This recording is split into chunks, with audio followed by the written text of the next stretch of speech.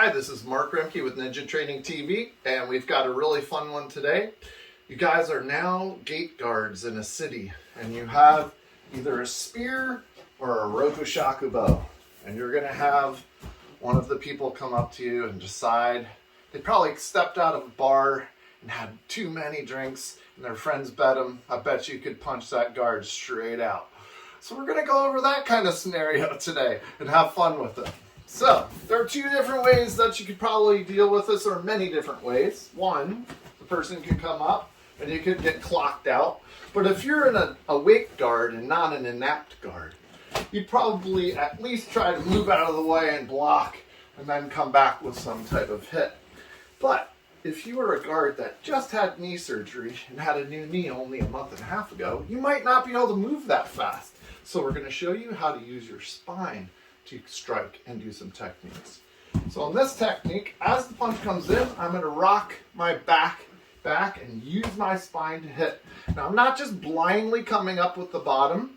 On the end of your arm is the hoshi. This is a spot where your bones and ligaments come together, and I'm targeting that spot. Then, as soon as that happens, I'm going to hit down on the arm again. I can hit down very hard with this and cause the person to crumple and fall, or I can hit enough to get them still up and ready to be a target again. So we're going to do this with a triple, and as you're practicing with your partner, start slow and then speed up from there. But as the punch comes in, I rock with my back, come down, and then I drive through with the head. So the three places that we're going to try to target, for those of you who are in the Bujinkan and know these, we're going to try to hit the hoshi first. Then we're going to try to come down and hit the nagare, which is on top of the arm, pull back, and ski through into the jakin, which is in between the bicep and tricep area.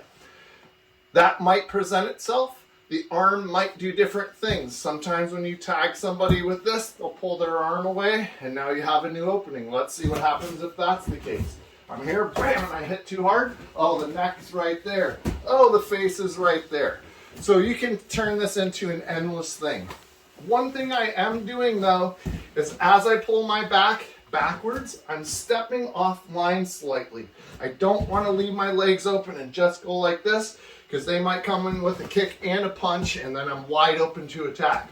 So as my back goes back, I can open up and start to cause different distances that open up the space that's in between me and the opponent, in a usable space that might give me a little bit more time to find defenses or ways to return an attack.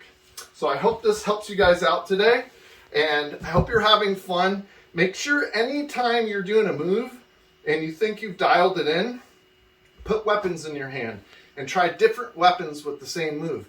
You're going to have to adapt it and see what happens to it. And so we have a lot of fun at our school. Sometimes we're doing grappling days and we go, cool, let's see what happens when we grapple with knives.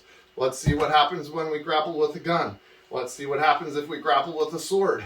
It gets to be a whole different situation when you bring weapons into stuff.